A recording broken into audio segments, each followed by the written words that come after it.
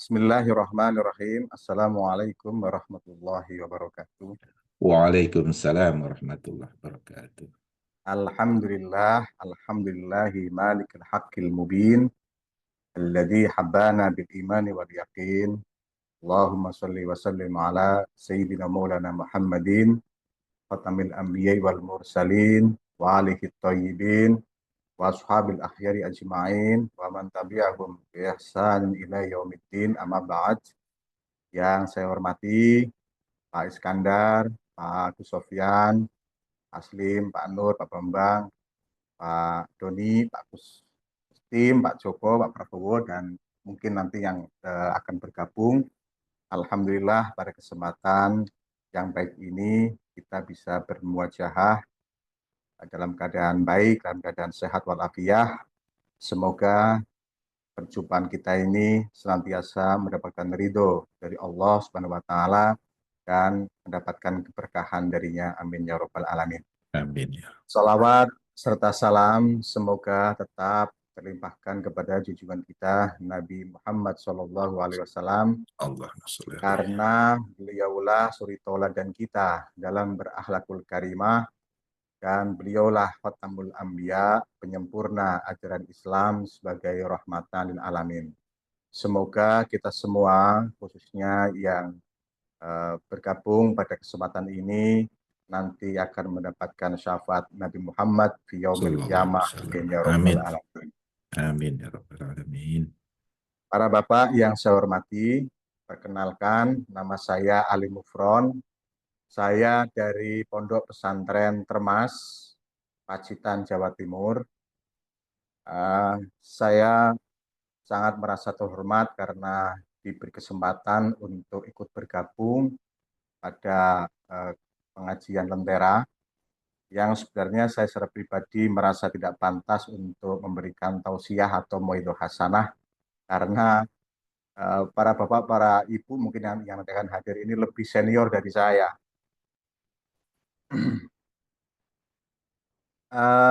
Saya kemarin mendapatkan kesempatan untuk mengikuti program Micro Credential di Chicago selama kurang lebih 2 bulan, dan kemudian Pak Herdiansah itu menawarkan kepada saya untuk ikut mengisi di pengajian Lentera ini.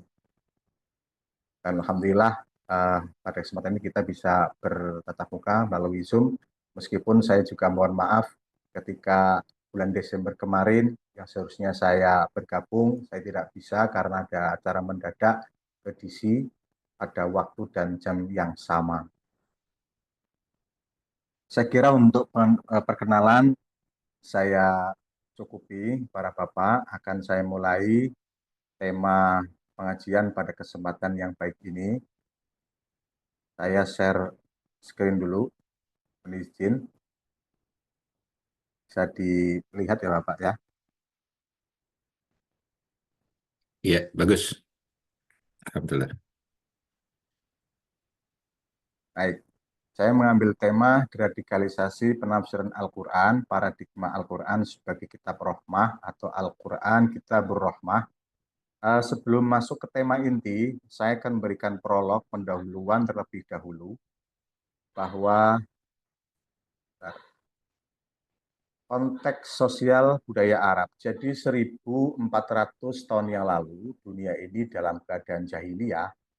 Di barat masih jahiliyah, di Arab juga masih jahiliyah, di Roma masih jahiliyah. Ada raja yang namanya Kaisar Nero yang suka melakukan acara gladiator. Jadi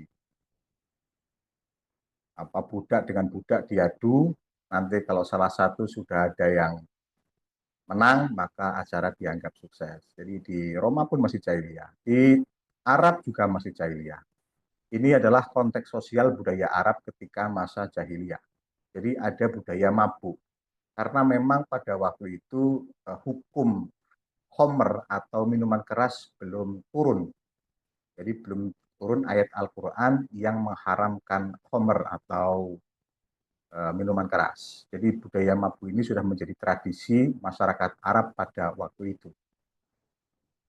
Kemudian ada budaya poligami yang tidak terbatas. Jadi dulu itu pada masa jahiliyah Arab, orang laki-laki memiliki 5 sampai 10 istri itu hal yang biasa. Ada orang yang namanya Ghailan itu punya istri 10, Pak. Setelah dia masuk Islam, kemudian sama Nabi disuruh untuk menceraikan yang 6 dan mempertahankan yang 4. Kita nggak bisa bayangkan coba istrinya 10 itu bagaimana ya? Satu aja nggak habis-habis apalagi 10. Itu budaya Arab. Jadi budaya poligami yang sangat tidak terbatas. Kemudian ada juga budaya wa'dul banat.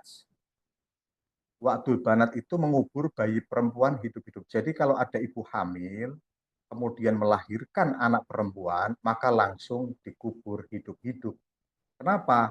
Karena mereka berasumsi bayi ini nanti ketika tumbuh dewasa, dia tidak bisa berperang, dia tidak bisa mencari uang, dia manusia yang lemah. Dan juga nanti akan menghabiskan biaya hidup yang cukup tinggi. Sehingga ketika ada ibu-ibu hamil, lahir anak perempuan, maka langsung dikubur hidup-hidup. Budaya wa'dul banat.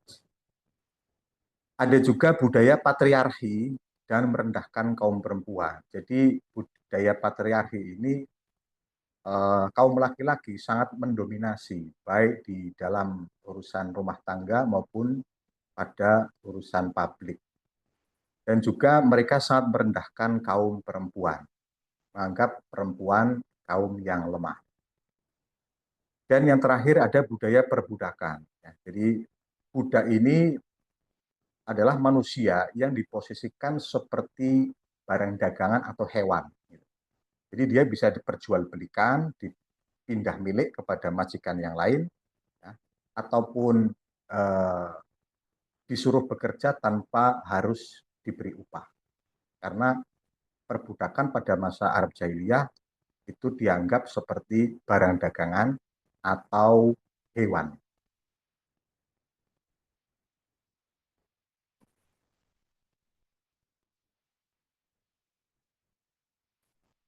Nah, orang yang dihormati pada masa jahiliyah, orang yang dihormati yang memiliki derajat tinggi pada masa jahiliyah di Arab itu satu syair. Syair itu penyair, orang yang bisa membuat bait-bait, puisi-puisi, syair-syair itu dianggap orang yang berwawasan ilmu pengetahuan dan dihormati.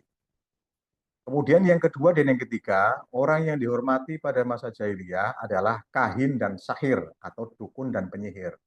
Orang yang memiliki kekuatan supranatural, ya, memiliki kekuatan gaib, bisa merubah kayu menjadi ular dan sebagainya. Ini juga termasuk orang yang dihormati.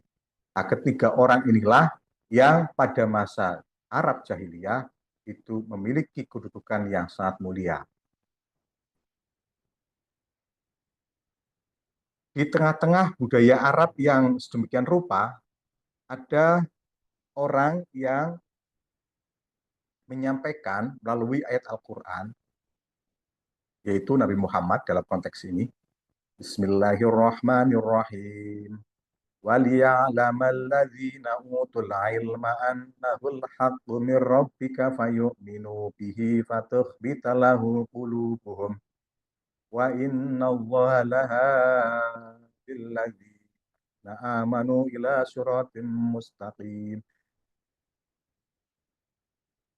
Agar orang-orang yang telah diberi ilmu itu mengetahui bahwa Al-Quran adalah kebenaran dari Tuhanmu, sehingga mereka beriman dan hati mereka tunduk kepadanya. Maksud sederhananya begini, Pak. Orang yang dihormati, orang yang memiliki derajat tinggi, itu bukan penyair, bukan dukun, bukan tukang sihir. Menurut Al-Quran, orang yang terhormat adalah orang yang berwawasan ilmu pengetahuan, serta fatuh bitalahu ulubuhum, dan dia mau tunduk kepada Allah Subhanahu wa Ta'ala. Atau dengan kata lain, berwawasan ilmu pengetahuan dan juga memiliki akhlakul karimah. Itu Nabi Muhammad yang menyampaikan. Kalau kita kembali kepada abad klasik, di mana Islam mengalami kemajuan, yaitu peradaban Islam mengalami zaman keemasan,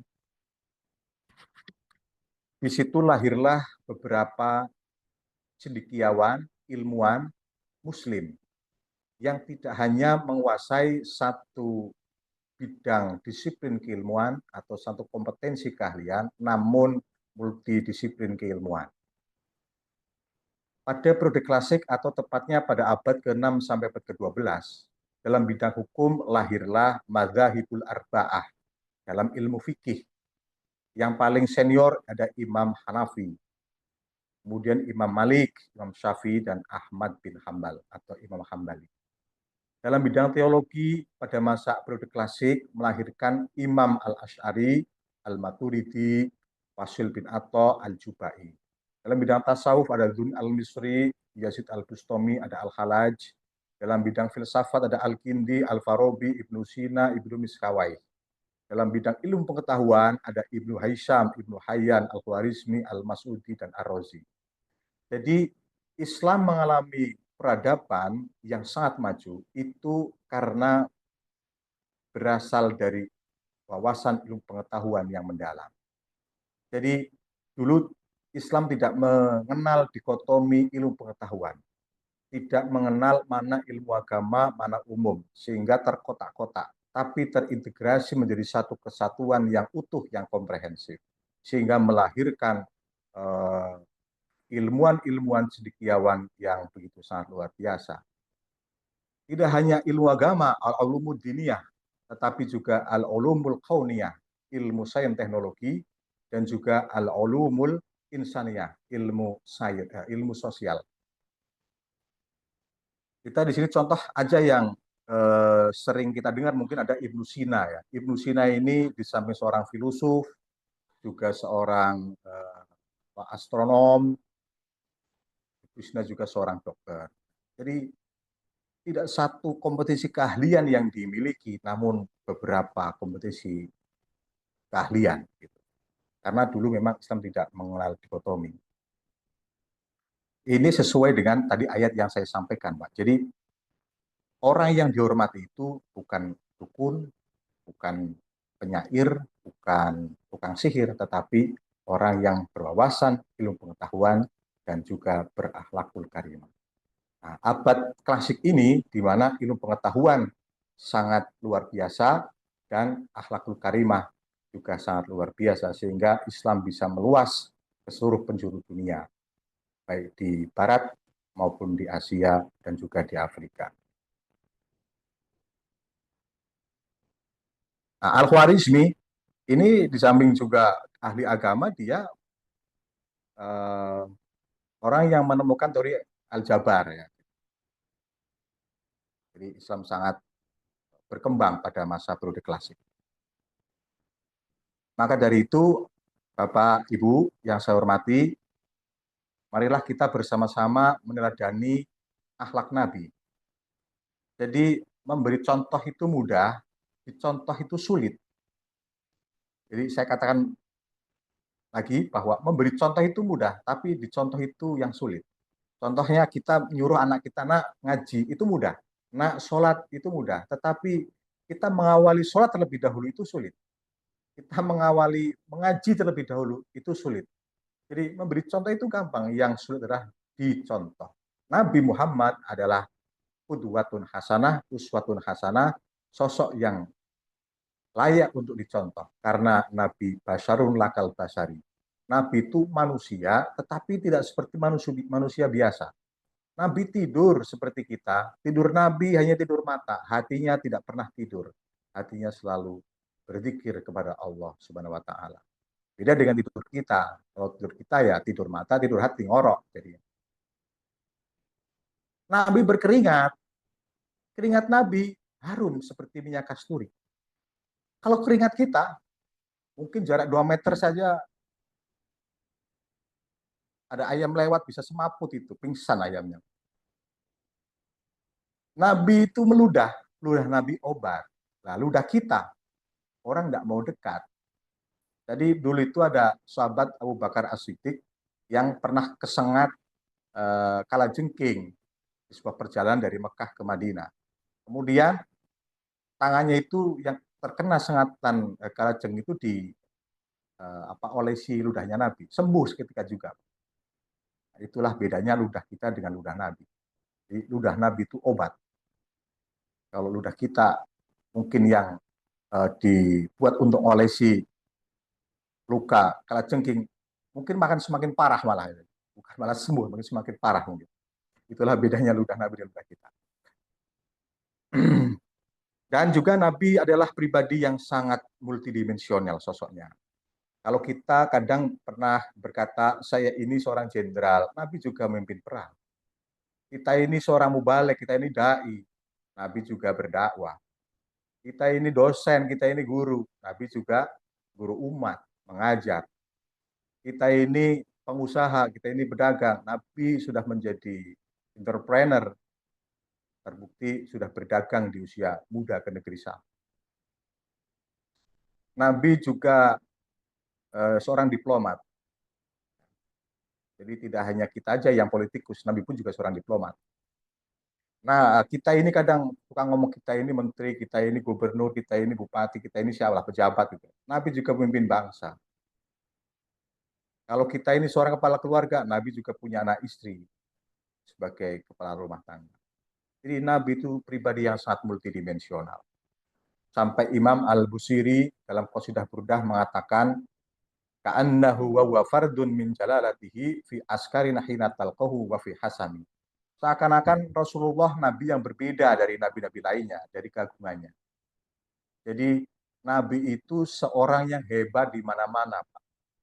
Di pasar hebat, di jalan hebat, di rumah hebat, di depan anak-anaknya hebat, di depan istrinya hebat, di depan musuhnya bahkan itu juga hebat. Itu Nabi. Berbeda dengan kita, kalau kita ini kan hebatnya hebat lokal. Di kantor dimarahi semua orang itu. Sampai rumah disentak sama istrinya, langsung bodoh mendadak kan. Itu bedanya kita dengan Nabi, Pak. Jadi kita hebatnya hebat lokal aja. Nah, tidak hebat di mana-mana, hebatnya lokal dan berjangka waktu juga.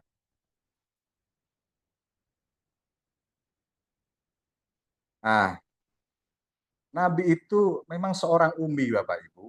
Nabi tidak sekolah seperti kita, Nabi tidak kuliah seperti kita, bahkan Nabi menggembala kambing. Kenapa Nabi tidak sekolah seperti kita? Rahasianya adalah karena yang mendidik langsung Allah Subhanahu wa taala. Berbeda dengan kita, kalau kita ini yang mendidik manusia pada umumnya, manusia biasa. Makanya apa yang disampaikan ke kita ini bisa benar, bisa salah. Karena manusia itu mahal khoto wanisyan. Bisa benar, bisa salah. Apa yang disampaikan kita ini bisa benar, bisa salah. Berbeda dengan Nabi. Apa yang disampaikan Nabi, apa yang dilakukan oleh Nabi, itu pasti benarnya. Kenapa? Karena yang mendidik langsung Allah Subhanahu wa taala. Allah, malaikat Jibril, Nabi Muhammad. Sudah. Kalau kita kan dari guru kita ke guru kita lagi di atasnya, ke guru kita lagi di atas sampai Nabi Muhammad. Jadi potensi salahnya itu sangat besar. Tetapi kalau Nabi Muhammad, karena langsung Allah yang mendidik, apa yang dibawa pasti benarnya. Itu rahasianya kenapa Nabi seorang umi. Maka dari itu Bapak Ibu, marilah kita didik anak-anak kita, keluarga kita menjadi orang yang baik, orang yang berwawasan pengetahuan, dan juga mau beramal solih, dan berakhlakul karimah. Karena jenis anak itu ada 4, Pak Bu. Ada jenis anak yang bentuknya itu fitnah. Maksudnya bagaimana Pak? Begini. Kebetulan anak kita ini di rumah bermasalah. Di sekolahnya bermasalah. Di masyarakatnya bermasalah.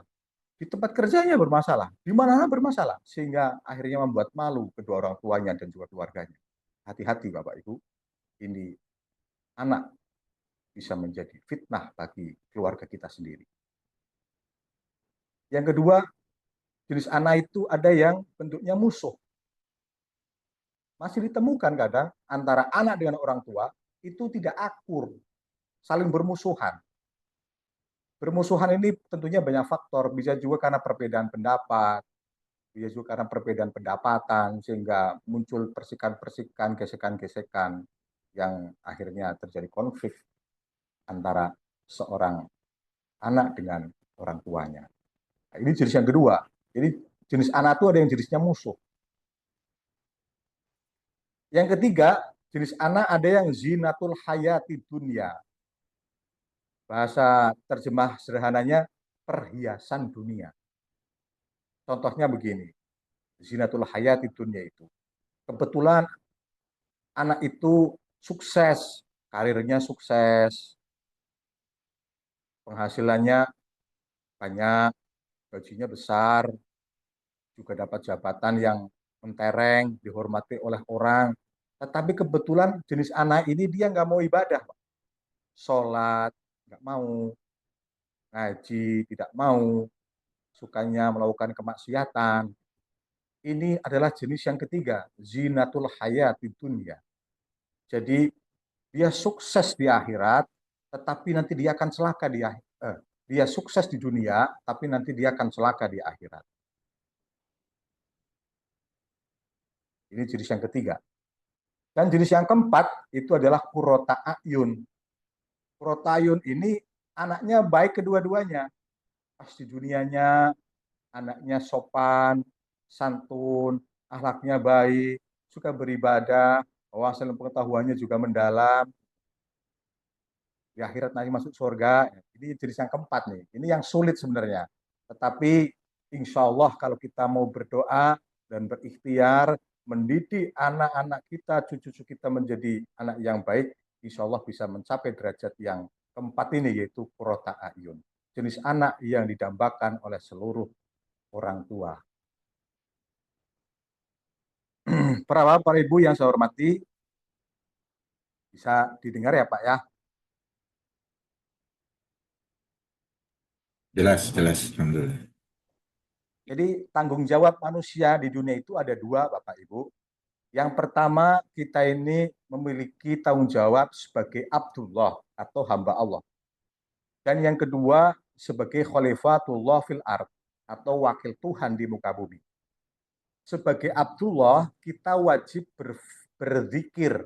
Berzikir ya, Abdullah itu dimensinya tentu spiritual metafisik, dalam arti tidak kelihatan oleh mata. Kalau kita gambarkan hubungan vertikal antara seorang abid, hamba dengan kholik, sang pencipta Allah. Jadi garisnya itu dari bawah ke atas. Gitu. Terus yang kedua, khalifatullah fil ard, wakil Tuhan di muka bumi. Itu garisnya mendatar, horizontal. Gitu.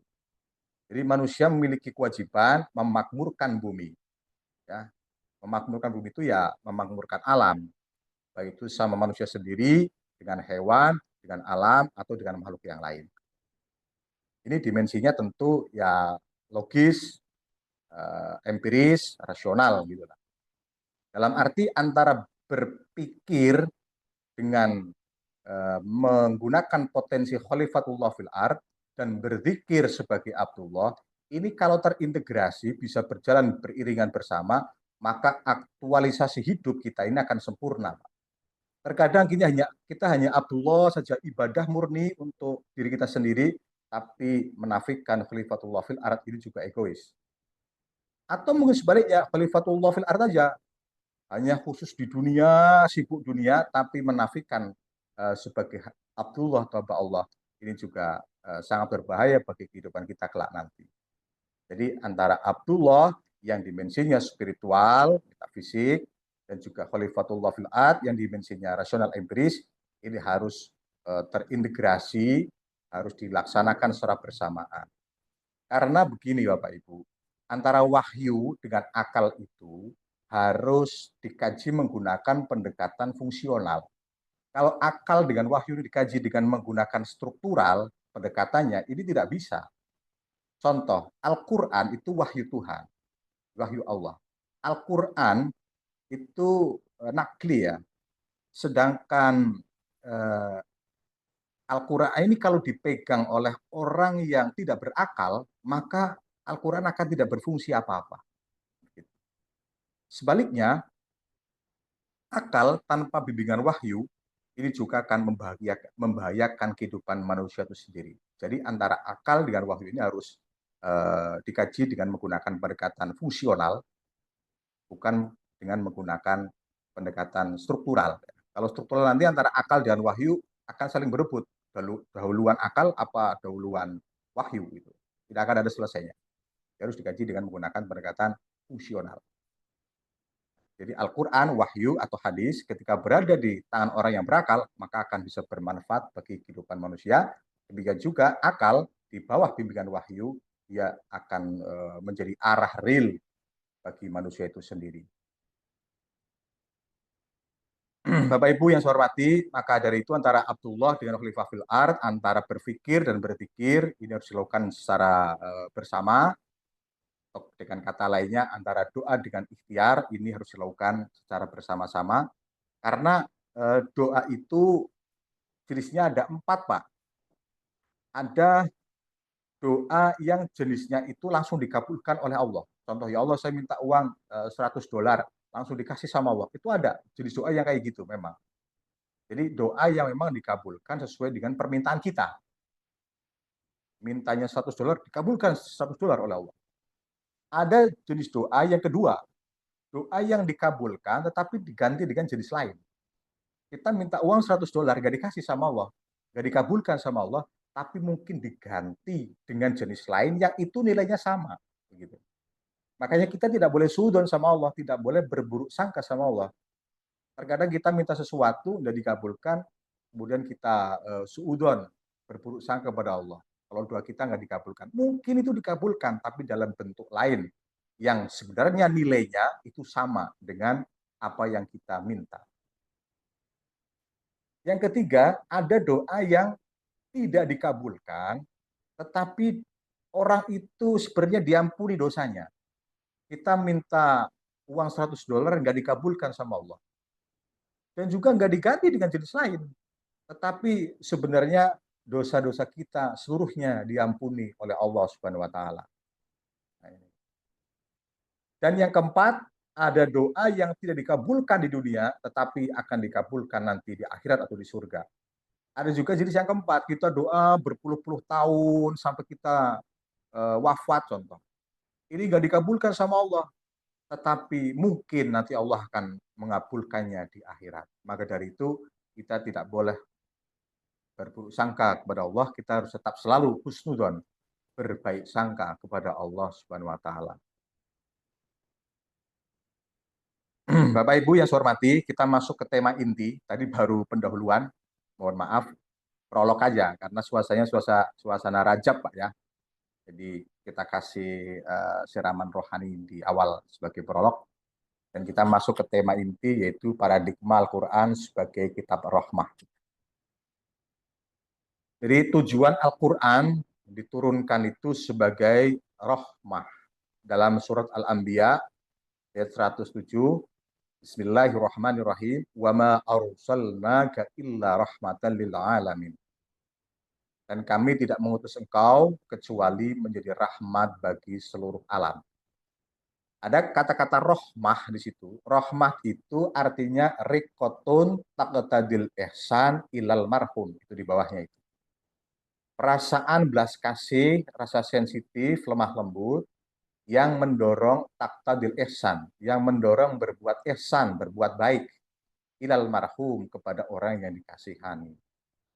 Jadi tujuan Nabi Muhammad diutus ke bumi itu menjadi rahmat bagi seluruh alam. Jadi rahmat itu kumpulan antara the sense of responsibility dengan the sense of belonging. Jadi kumpulan antara Ar-Rahman dengan Ar-Rahim jadilah rahmah. Kalau Ar-Rahman itu rasa kasih sayang Allah kepada seluruh umat manusia, tidak memandang agamanya. Itu Ar-Rahman. Bismillahirrahmanirrahim.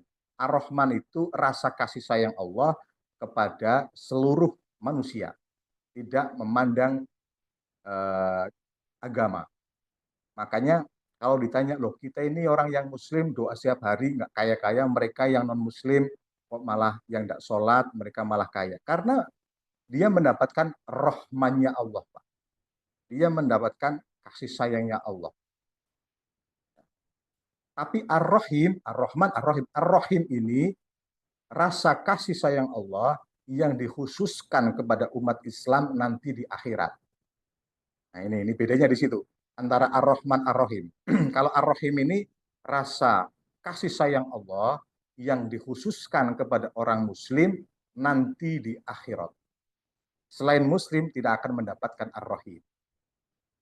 Nah, bedanya di situ antara Ar-Rahman Ar-Rahim.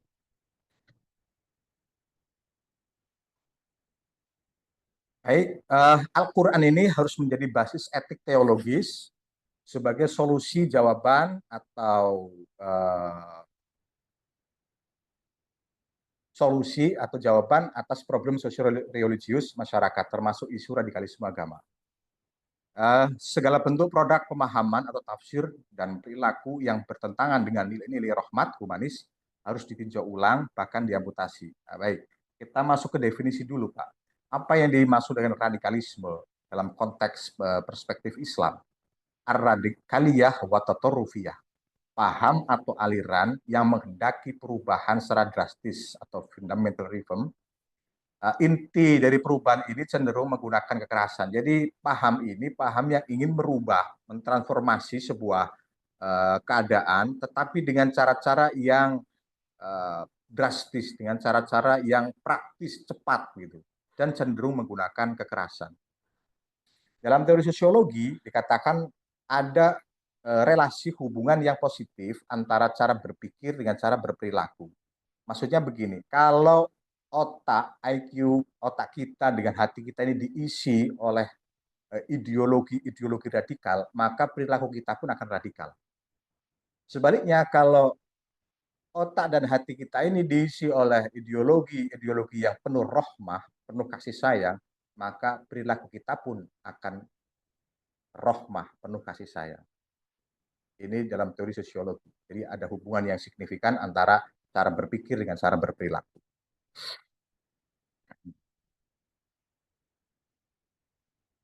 Nah, jadi radikalisasi agama ini adalah praktik-praktik perilaku kekerasan yang didasarkan pada penafsiran teks-teks keagamaan.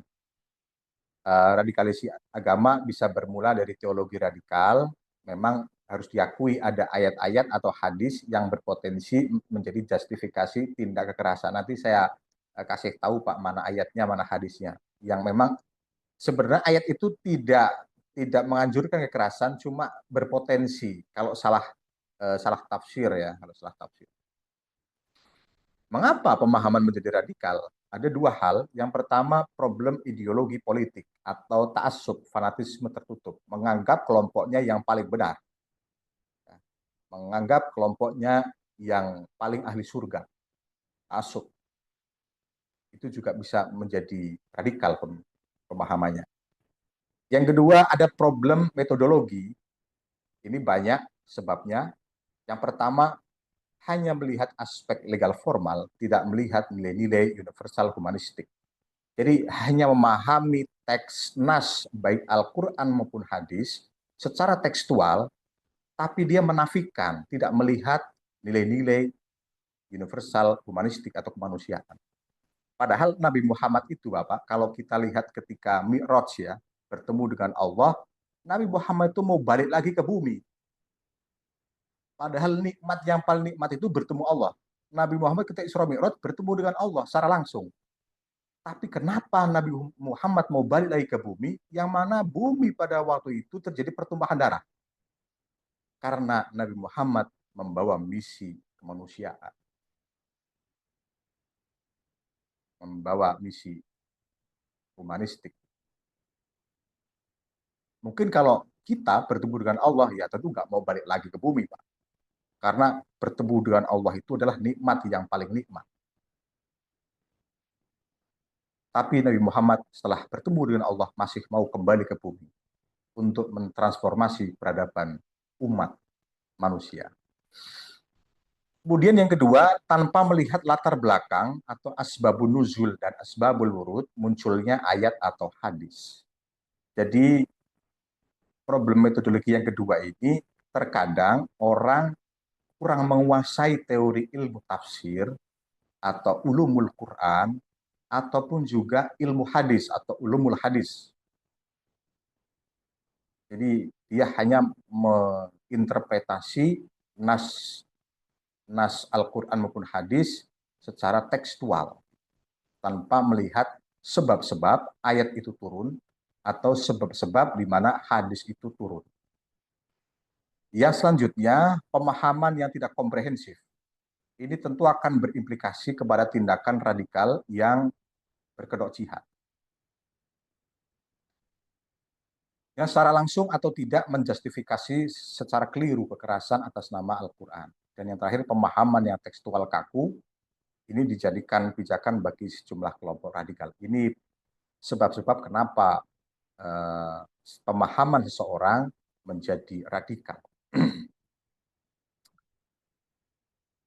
Sejauh tafsir terhadap Islam itu bersifat literal, tekstual, dan radikal, maka sejauh itu pula dapat mempengaruhi sikap dan tindakan sosial politik para penganjurnya.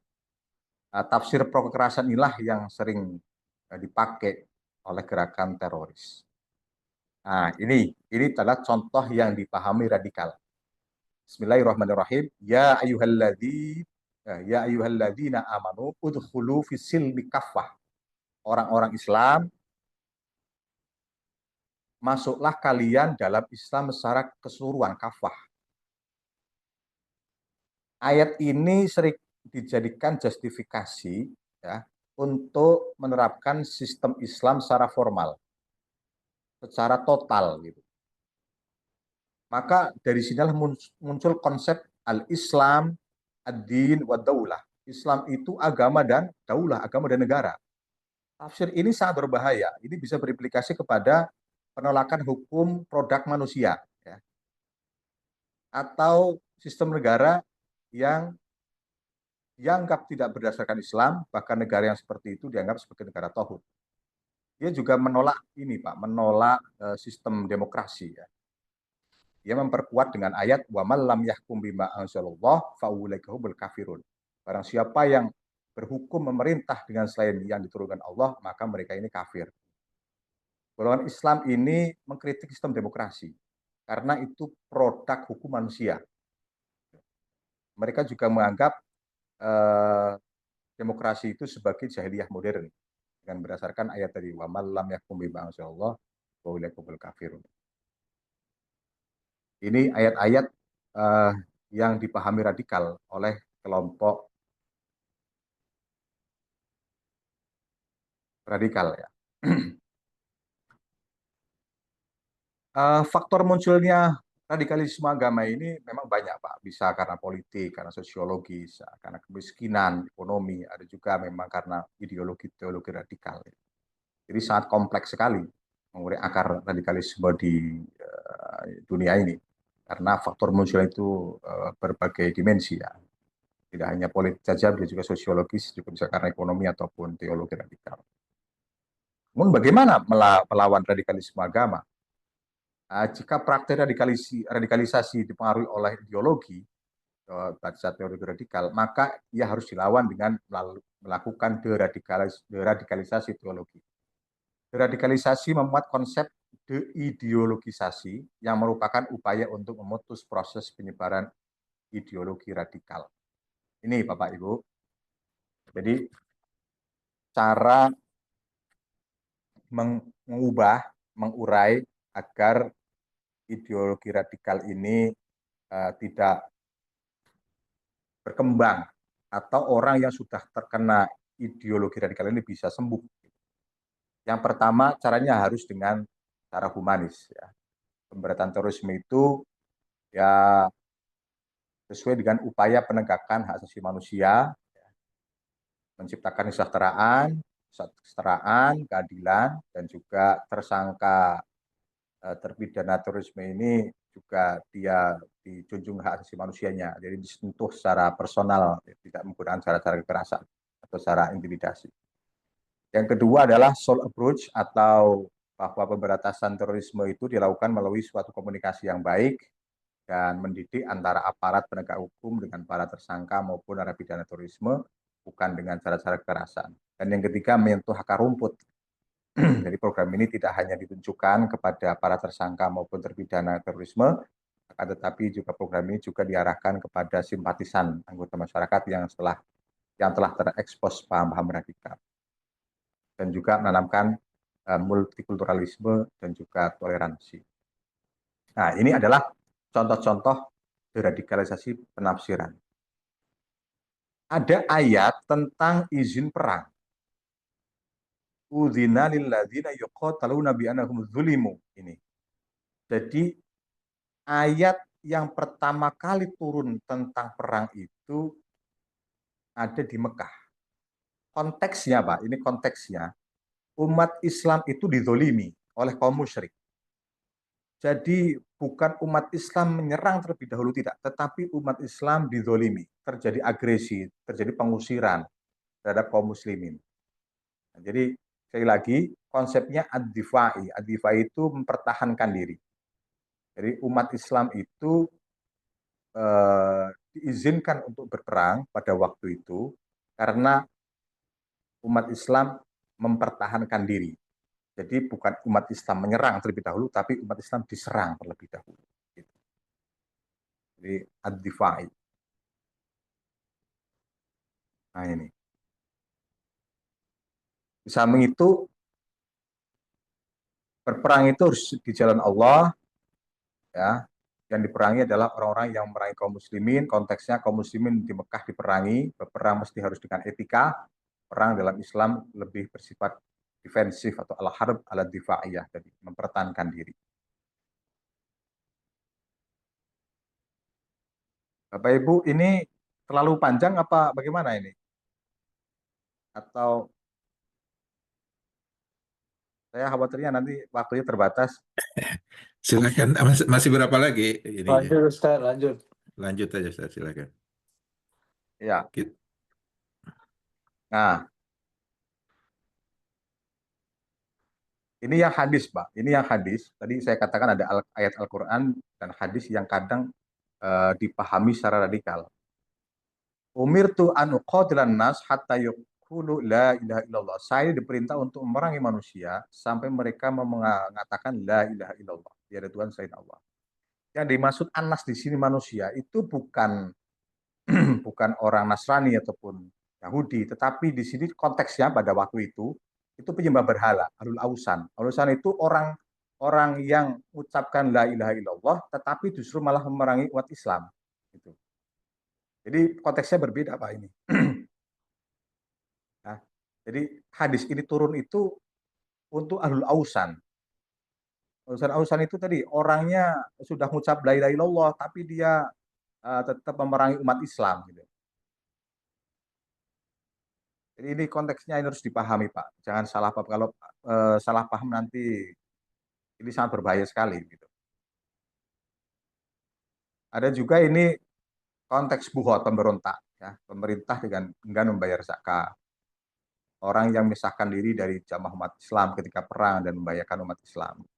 Atau pernah sahabat Ali memerangi kaum zindik. Jadi bukan murid murtad atau pindah agama. Kemudian ayat radikalisasi sebagai penyeimbang. Nah, ini la ikroha fiddin, tidak ada paksaan di dalam agama. Jadi agama itu tidak ada paksaan, tidak ada paksaan. Kita tidak boleh memaksa orang untuk memeluk agama Islam dengan cara-cara kekerasan, itu tidak boleh.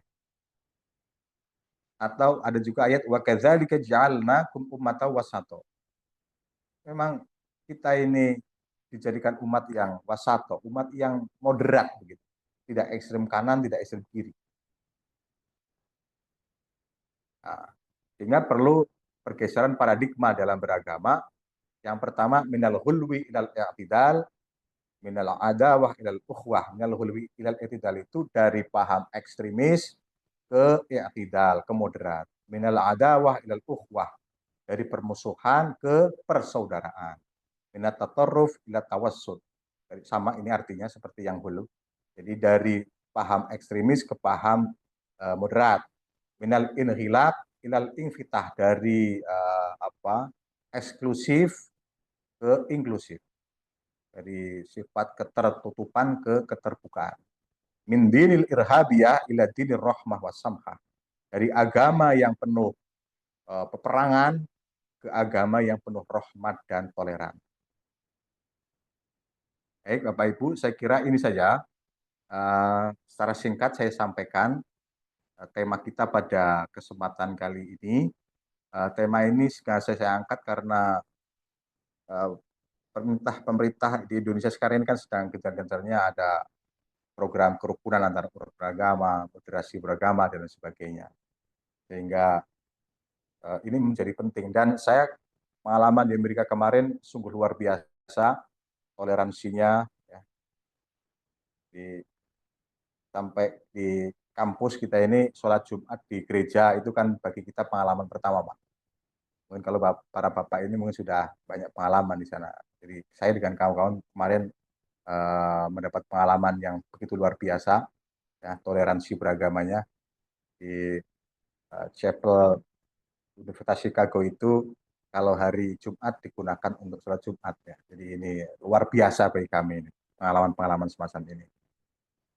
Jadi pentingnya kasih sayang, rohmah antara sesama umat manusia itu menjadi hal yang penting bagi kehidupan kita saat sekarang ini. Karena di mana-mana terjadi pertumpahan darah, terjadi permusuhan, terjadi peperangan. Baik, saya kira itu Pak Iskandar, Pak Agus yang bisa saya sampaikan. Oke. Mohon Jazak. maaf ini kalau temanya apa ya, kalau temanya ini agak apa ya, agak akademis begitu, tidak murni pure apa begitu hasanah. Oke. Jazakallah khair Ustaz. Ustaz Ali. Eh, Alhamdulillah. Ya, jadi kita semua telah mendengarkan pemaparan ya. Yang pertama tadi banyak nasihat buat kita ya. Yang kedua tadi pemaparan mengenai pemahaman Islam itu sendiri yang pada umumnya memang agama yang moderat ya, bukan yang radikal. Jadi alhamdulillah tadi Ustadz Ali telah memberikan banyak kepada kita terutama ayat-ayat yang berkenaan dengan radikalisme dan juga diradikalisme. Jadi ini mungkin sebagai salah satu pengetahuan buat kita ya dalam bertindak ataupun sebagai ambasador Islam di negara Amerika ini. Uh, Mungkin ada teman-teman yang ingin memberikan komentar ataupun ada yang ingin bertanya. Saya persilahkan dulu, saya open. Monggo, silakan.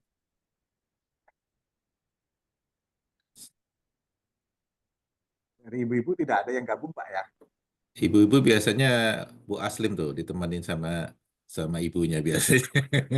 Yang lainnya, yang lainnya sebetulnya kadang tuh Pak Prabowo juga ya. Karena Ya kita. banyak topik sensitif bapak-bapak nggak mau bawa ibu-ibu sebenarnya. Kalau saya mau. Saya nanya dulu ya. Iya silakan. Oke. Ini ada Pak Prabowo Terima dari kasih Pak Chicago. Gufron.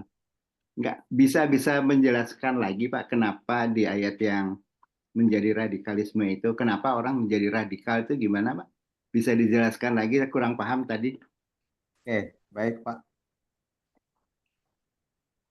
Ada lagi ya Pak? Mungkin. Mungkin Saya mau nanya satu, kalau bisa dikombin aja Pak. Ar-Rahman Ar-Rahim tadi itu, Ar-Rahman itu adalah untuk semua umat manusia, Ar-Rahim itu hanya untuk umat Muslim. Itu apa boleh dikasih tahu apakah itu ada di dalam Al-Quran atau itu hadis Nabi atau itu cuma interpretasi dari apa namanya, definisi dari atau ke apa ininya ulama aja gitu Pak Ustaz. Iya. Ya, makasih Ustaz. Ya. silakan. Ya, monggo Pak Ustadz, mungkin bisa dijawab dulu dua pertanyaan tersebut. Oke, baik. Tadi yang berkaitan dengan kenapa orang itu bisa menjadi radikal, Pak, ya? Iya Pak, betul. Ya, itu. Jadi Kenapa pemahaman menjadi radikal itu? Yang pertama itu karena ta'assub, fanatisme tertutup, Pak. Jadi dia menganggap kelompoknya itu yang paling benar. Sementara kelompok yang lain itu keliru atau salah. Itu yang pertama itu. Atau problem ideologi. Yang kedua problem metodologi. Terkadang orang-orang yang melakukan gerakan radikalisme ini dia kurang komprehensif di dalam mengkaji Islam. Dalam arti belajar ilmu agama itu belum secara mendalam begitu, Pak. Belum secara mendalam mempelajari ilmu agama. Tetapi dia mencoba untuk melakukan sebuah istihad begitu. Sebuah istihad. Sehingga akhirnya melahirkan pemahaman yang keliru di dalam melakukan interpretasi nas Al-Quran maupun hadis. Ini yang sering terjadi, Pak. Mereka baru kenal Islam sebulan, 2 bulan, kemudian ikut gerakan jihadis. Gitu. Mereka baru belajar Islam belum lama, kemudian ikut gerakan-gerakan radikal. Karena memang pemahamannya itu masih sangat dangkal. Maka dari itu perlu mempelajari Islam secara mendalam, ya, baik itu di sekolah maupun di pesantren maupun di lembaga non formal yang lain melalui kajian-kajian. Itu Bapak, itu yang pertama ya. Kemudian yang kedua, Ar-Rahman Ar-Rahim tadi itu interpretasi atau tafsiran seorang mufassir, Pak. Memang di dalam ayat di dalam kitab-kitab tafsir itu para ulama atau mufassir memiliki pemahaman yang berbeda-beda. Jadi Ar-Rahman Ar-Rahim itu ada yang memaknai Ar-Rahman adalah kasih sayang Allah terhadap seluruh umat manusia, tidak memandang agama, muslim maupun non-muslim. Sedangkan Ar-Rahim, kasih sayang Allah yang diberikan kepada umat manusia, khusus bagi orang muslim nanti di akhirat. Karena kalau Ar-Rahim ini diberikan kepada seluruh umat manusia, maka tidak akan ada perbedaan antara muslim dengan non-muslim. Gitu. Inilah sebuah keistimewaan yang diberikan oleh Allah kepada orang Islam mendapatkan Ar-Rahim. Yang itu nanti akan diberikan ketika di akhirat. Begitu saya kira Mas Aslim ya. Terima kasih, Pak. Sangat Mungkin saya bisa tambahkan Pak Aslim. Makanya dalam terjemahan di Indonesia itu biasanya Ar-Rahman dibilang pengasih, Ar-Rahim penyayang, yang maha pengasih dan penyayang. Jadi kasih itu dikasih kepada siapa aja, tapi belum tentu disayang katanya gitu. Tapi kalau udah sayang itu udah pasti dikasih dan disayang. Jadi itu mungkin salah satu bentuk juga penafsiran bahwa siapapun dikasih oleh Allah Subhanahu wa taala harta, kesehatan, dunia, tapi belum tentu disayang. Dan yang disayang nanti itu juga ditambahkan nanti di akhirat dalam bentuk pahala yang berlipat ganda.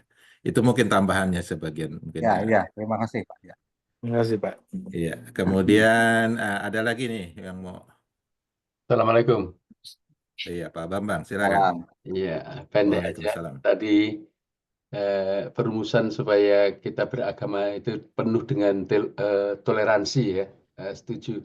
Tapi perlu diberi batasan dan ditarbiyah umat Islam ini. Karena dari atas pejabat-pejabat ini sekarang sudah kalau mengikuti dari jauh itu mengucapkan 5 salam itu ya, sudah mulai dari sudah Muslim, Assalamualaikum warahmatullahi wabarakatuh, salam sejahtera itu bagi Kristen mungkin ya, terus ada apa nama budaya, Om Swastiatu dan apakah tidak membahayakan akidah seorang Islam?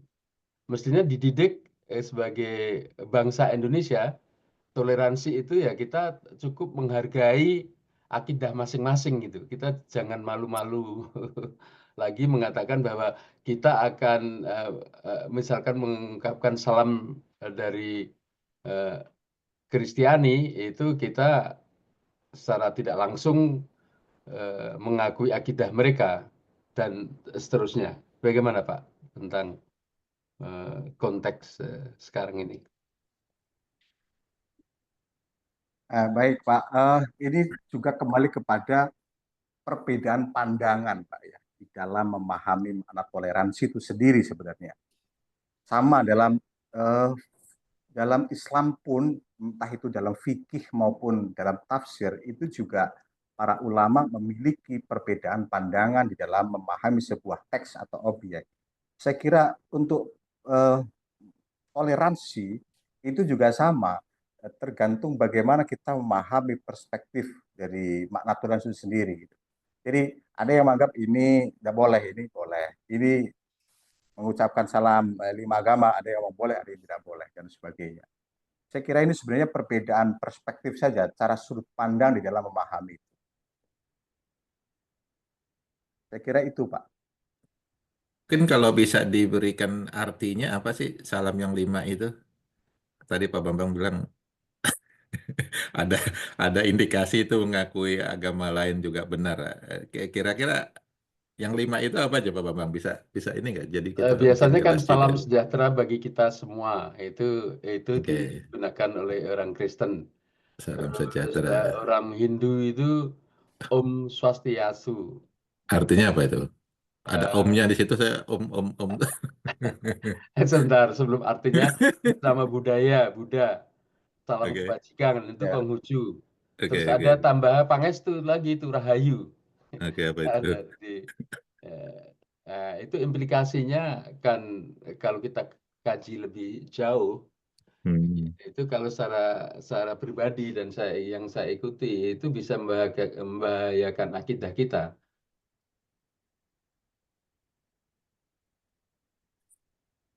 Iya, Oke. jadi semua itu tergantung perspektif. Saya sampaikan lagi, Pak. Sama seperti contoh bagaimana hukum salaman bersalaman dengan perempuan yang bukan muhrim. Itu kan juga ulama perbedaan pendapat. Ada yang mengatakan boleh, ada yang tidak boleh. Ada yang mengatakan makruh, ada yang haram. Jadi ini semua ini tidak sama jawabannya karena itu urusan urusan furu'iyah. Saya kira yang terpenting usuliyah, Pak. Yang penting usuliyah. Kita sholatnya 2 rakaat subuh, kita duhurnya 4 rakaat, kita asarnya masih 4. Yang penting usuliyahnya saya kira. Gitu. Oke. Karena kalau berbicara tentang furu'iyah itu pasti terjadi perselisihan, perbedaan pendapat. Dalam konteks apapun saya kira. Begitu. Tapi Ya, kadang-kadang Pak. menentukan apakah itu furu'iyah atau yang pokok itulah yang Ya, kadang-kadang kalau mungkin Bapak merasa itu khawatir merusak keimanan kita, akidah kita, ya Bapak meyakini itu untuk dihindari, silahkan dihindari, Pak. Itu saja saya kira. Itu akan lebih selamatnya.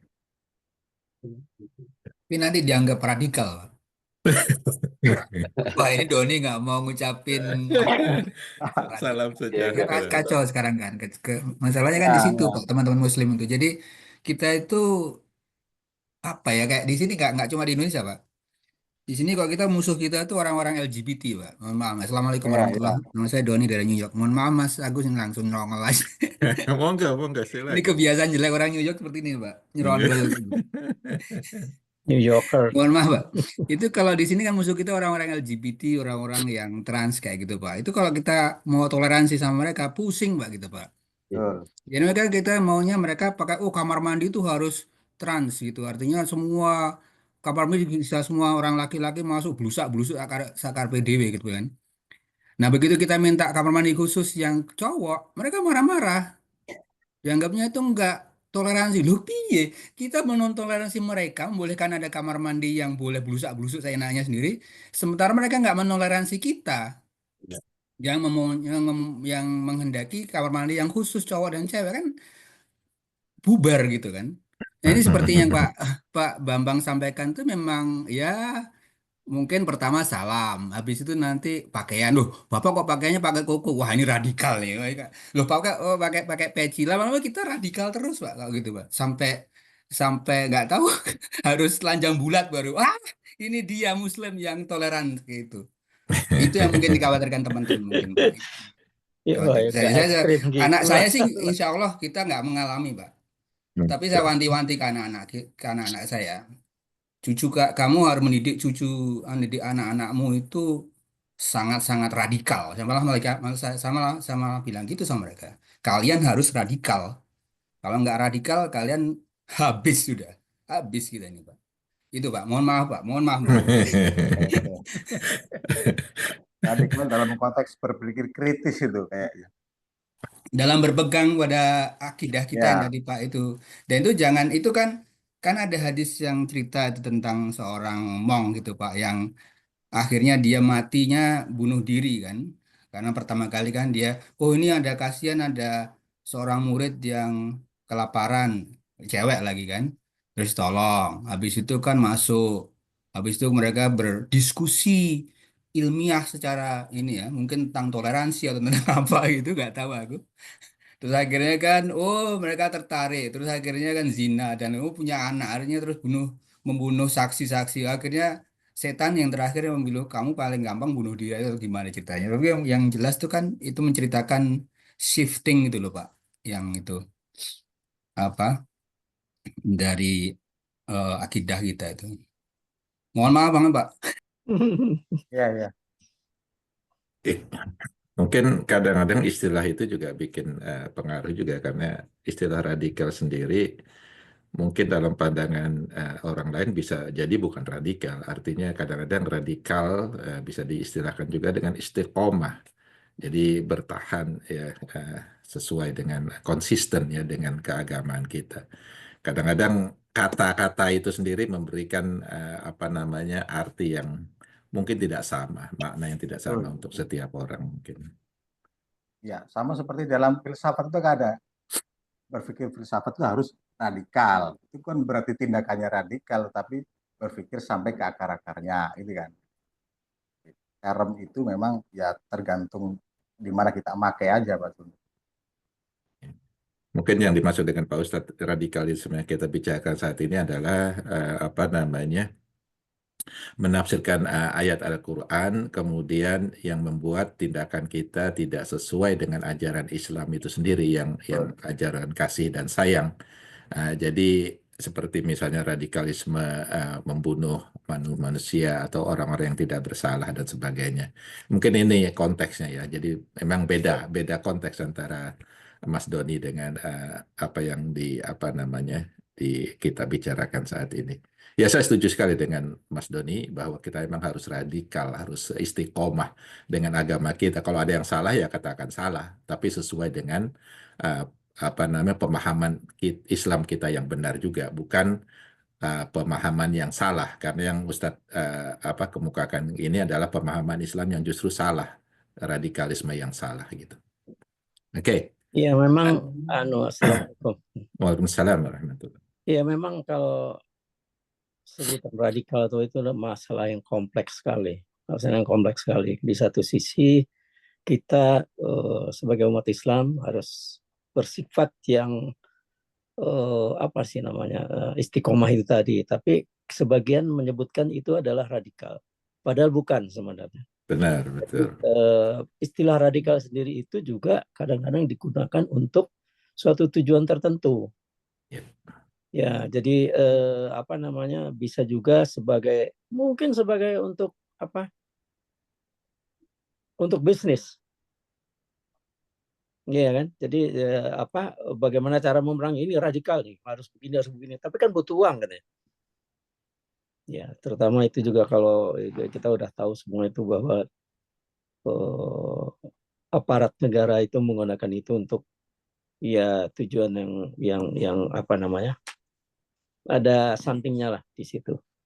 Tapi di satu sisi juga bahwa untuk apa namanya meredam ya ini radikalisme ini itu sebenarnya juga berada di pundaknya para ustadz.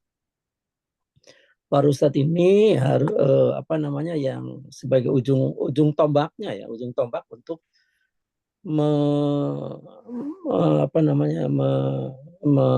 mengedukasi masyarakat. Jadi dalam hal ini bahwa para ustadz itu juga harus berwawasan yang tidak ekosentris gitu ya. Jadi harus berwawasan luas sehingga dia tidak menafsirkan apa-apa itu sesuai dengan wawasan dia yang kadang-kadang masih istilahnya sempit lah gitu ya. Jadi memang harus belajar, Ustadz ini harus belajar dan sebagainya. Makanya saya kadang-kadang juga berpikir, apa iya ya Pak Ustadz itu harus disertifikati gitu ya. Itu ya kemarin muncul ya kan, yang kemudian terjadi polemik luar biasa itu kan. Ya, tapi memang kalau di satu sisi ngelihat bahwa ya betul, karena saya pernah juga ya ketemu dengan Ustadz yang saenake dewe gitu loh, menafsirkannya itu pokoknya begini gitu ya, sesuai dengan wawasan dia yang kalau kita tinjau dari luar yang lebih luas ya, terutama mungkin yang sudah pernah ke selain belajar ke Middle Eastern Universities kayak Al-Azhar dan sebagainya, kemudian juga ke Eropa dan sebagainya, sehingga dia bisa melihat lebih zoom out ya, lebih bisa melihat ke mana-mana segala sisi, sehingga dalam nanti dia mendidik umat itu tidak terkonsentrasi di titik yang dia pahami aja gitu.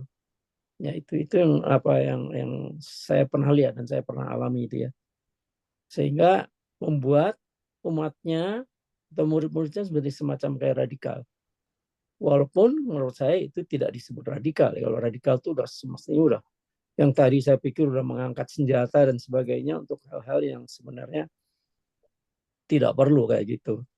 Jadi saya lihat ini bahwa radikal ini harus ditangani secara komprehensif, artinya dari segi baik itu dari segi para alim ulama, dari orang yang menangani, aparat yang menangani, dan semuanya, supaya itu yang istilah-istilah seperti itu yang mestinya bukan radikal kita sebut radikal supaya ada maksud-maksud tertentu kayak gitu. Nah itu mungkin yang saya cuma nanggapin kayak gitu. Mungkin silahkan di komen. Salah. Oke, ada yang lain silakan. Assalamualaikum. Waalaikumsalam warahmatullahi wabarakatuh. Perkenalkan, nama saya Nur Hidayat, Pak Ali. Saya dari Chattanooga yang tadi diperkenalkan oleh Mas Agus. Mungkin ini ya, terminologi radikal itu sepertinya it seems like we are not in the same page gitu loh. Karena kan dan kadang-kadang ya itu tadi seperti yang tadi Pak Iskandar nyatakan bahwa terminologi radikal tadi bisa digunakan berbeda-beda tergantung siapa yang bicara begitu. Jadi kalau yang dimaksud radikal itu perbuatan-perbuatan yang ekstrim, mungkin lebih tepatnya jangan digunakan kata radikal karena mungkin rootnya radikal sendiri kan related dengan fundamental ya, al-qaidah gitu loh. Jadi kalau kita berislam secara akidah, kita harus fundamental, kita harus paham tentang fundamental itu. Jadi ya memang betul seperti kata tadi Mas Doni bilang bahwa kita kalau beragama itu harus radikal, harus kekeh gitu, harus istiqomah gitu. Tapi kemudian kalau kemudian itu dianggap radikal dalam konteks apa dulu gitu. Jadi mungkin terminologi radikal itu perlu dijelaskan dan penggunaan radikal itu tidak juga sembarangan karena mungkin radikal itu it has nothing to do dengan ekstremisme gitu, dengan ekstrim. Mungkin lebih tepatnya, mungkin yang dimaksud dengan Ustadz Ali tadi, kalau misalkan orang-orang yang menginterpretasikan untuk menjadi ini mungkin ekstrim ya, mungkin ya perbuatan-perbuatan ekstrim, mungkin lebih cocok mungkin ya, karena kalau Islam kan sebenarnya itu tadi moderation ya, moderation itu kan boleh dipahami adalah jalan tengah gitu loh. Jadi mungkin istilahnya opposite dari itu bukan radikal memang. Justru mungkin yang lebih tepat yaitu ekstrim, baik itu ekstrim kanan maupun ekstrim kiri gitu. Baik apapun yang semuanya overboard gitu, artinya berkelebihan, itu yang tidak baik gitu. Bahkan yang namanya makan yang tadinya hukumnya halal aja, kalau makan berlebihan juga jadi haram gitu loh, jadi ekstrim. Jadi yang minum air putih aja juga halal, ya boleh. Tapi kemudian kalau minum berlebihan juga jadi nggak boleh begitu loh. Jadi mungkin yang kalimat yang tepat mungkin ya ekstrim ya mungkin ya. Itu satu. Yang kedua adalah mungkin dengan apa yang tadi Pak Bambang tadi nyatakan bahwa fenomena yang di Indonesia itu para pejabat itu menggunakan salam mungkin ya itu cukup untuk kalangan pejabat saja. Kalau saya memang saya lebih strict ya salam kita aja. Itu salam terbaik. Bahkan sebenarnya yang namanya Assalamualaikum itu adalah salam Abrahamic religion sebenarnya. Karena Judaism juga Shalom alaikum, shalom. Shalom. Ya, jadi sebenarnya what is the point repeating the same thing gitu. Jadi kalau selevel misalkan ini kita aja, untungnya kita nggak ada yang jadi pejabat ya. Mungkin kalau Pak Bambang nanti jadi pejabat ya. Tapi kalau saya ya pakai aja salam kita. Tapi mungkin dalam konteks suatu pejabat mungkin karena intentionnya adalah berusaha mengayomi semua golongan, bisa jadi ya nggak apa-apa, kita husnudzon aja lah, husnudzon. Bukan dalam rangka mengaburkan akidah kita, insya Allah begitu. Mungkin sama seperti mengucapkan Merry Christmas begitu ya. Nah, mungkin tepatnya kita jangan lebih baik jangan bilang Merry Christmas, mungkin Happy Holiday ya, mungkin lebih cocok ya, Happy Holiday New Year. Happy New Year sama gitu mungkin lebih neutral ya. Kalau saya memang lebih konten, lebih hati itu lebih puas untuk menyatakan seperti itu begitu. Jadi itu mungkin level pejabat. Jadi kalau mumpung karena kita jadi pejabat nggak usah inilah, mungkin nggak usah. Kita aja mungkin. Itu yang kedua. Yang ketiga adalah nggak hanya ekstremisme yang perlu kita perhatikan. Yang perlu kita juga waspadai adalah liberalisme. Karena kemudian saya melihat ada fenomena baru sekarang. Yang dulu JIL, Jaringan Islam Liberal, yang dulu sempat mati, yang dulu ini waktu zamannya Nurholis Majid itu, kemudian sempat mati, redup. Sekarang mungkin tumbuh lagi, sudah mulai ini lagi di Indonesia. Dan itu juga sangat perlu dipahami juga, karena itu sebenarnya adalah salah satu cara-cara water it down istilahnya ya Islam itu sendiri, nilai-nilai Islam baik itu akidah maupun fikih gitu loh. Jadi ada yang orang-orang yang katanya hafiz Quran kemudian ya ini aja yang ngawur gitu loh dalam implementasi interpretasi ayat-ayat Quran itu ngawur begitu.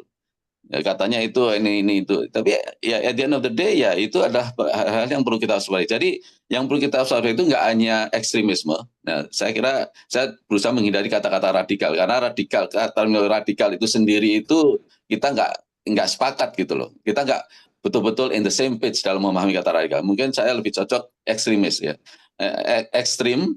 Dan yang itu ya itu liberal. Jadi sebenarnya kalau saya lihat itu dua sisi yang sama aja. Sebenarnya dua-duanya ekstrim gitu loh. Yang satu ekstrim one side, yang satu lagi ekstrim another side sebenarnya.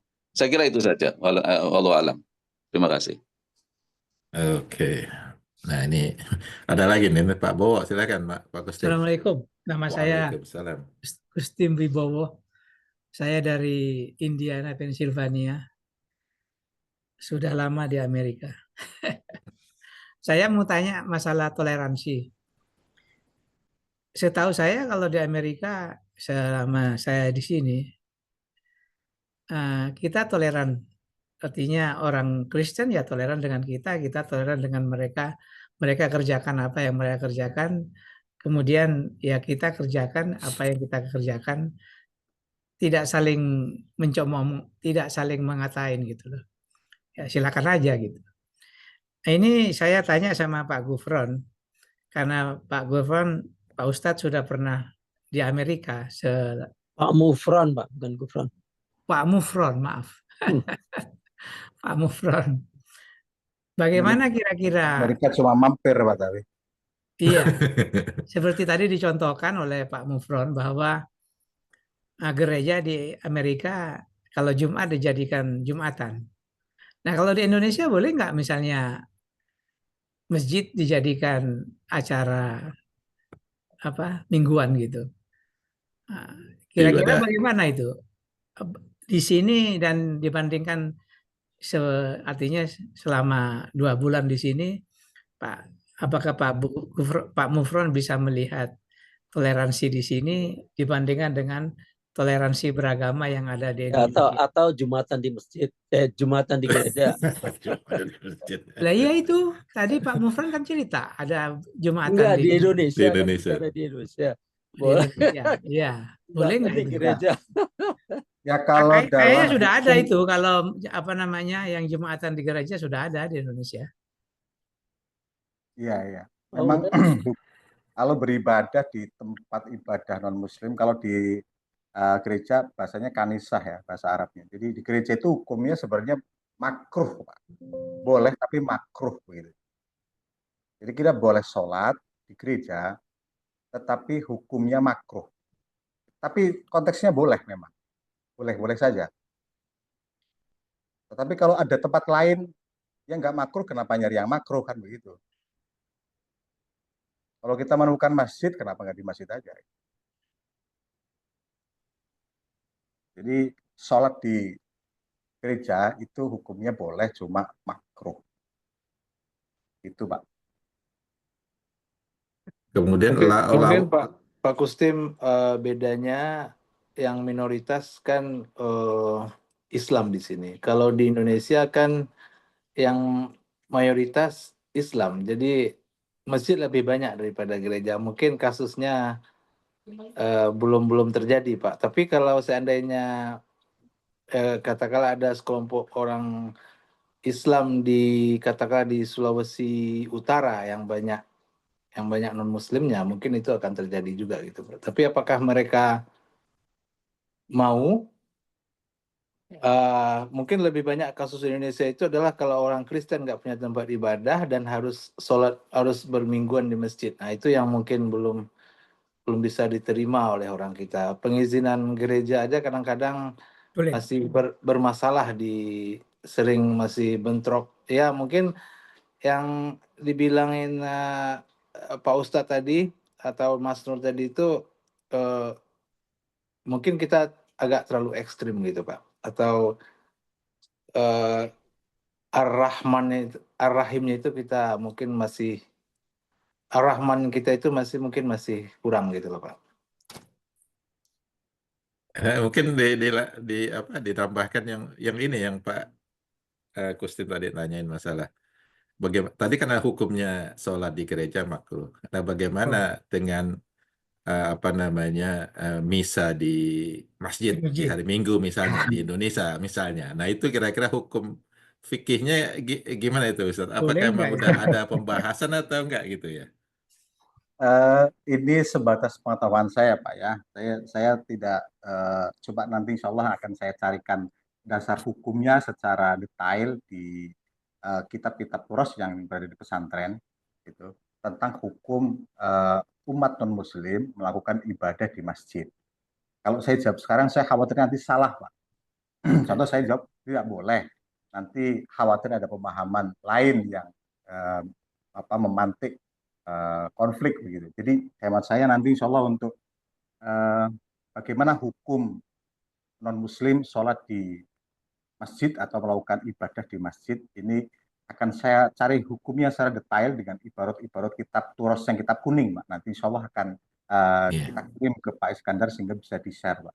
Karena kalau saya jawab secara lisan saja tanpa daya dasar yang kuat, rujukan yang kuat, literatur yang bisa dipertanggungjawabkan, saya kira itu kurang baik begitu.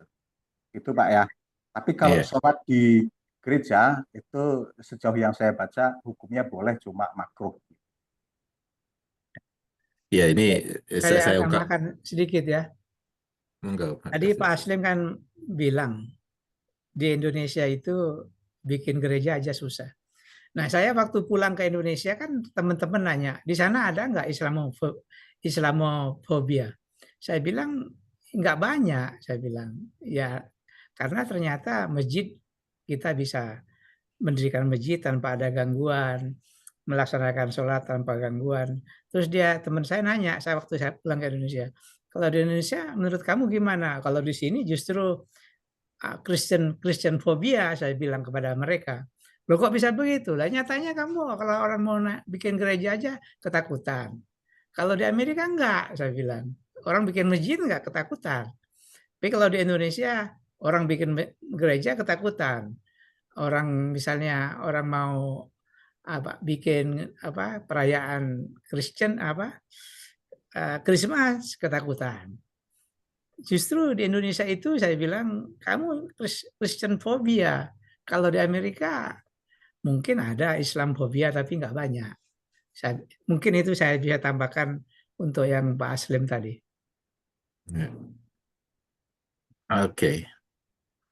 Tadi saya hanya mengungkapkan pertanyaan tadi yang menambahkan pertanyaan masalah misa di masjid ya, karena kadang-kadang ada yang orang yang toleransinya itu nggak ikhlas. Ini sebagai sebagai tambahan. Jadi artinya mereka bertoleransi tetapi meminta kita berbuat yang sama seperti toleransi mereka, tapi yang belum tentu dalam Islam itu diperbolehkan. Ya misalnya makanya ada surah Al-Kafirun itu kan, lakum dinukum waladin itu tadi, karena kalau sudah mencampurkan ibadah dan sebagainya mungkin ada hal-hal yang tidak bisa dilanggar di sana. Jadi ini pertanyaan itu sebagai ada memang yang toleransinya itu tidak ikhlas, bahwa kita harus ikut toleransi seperti mereka juga.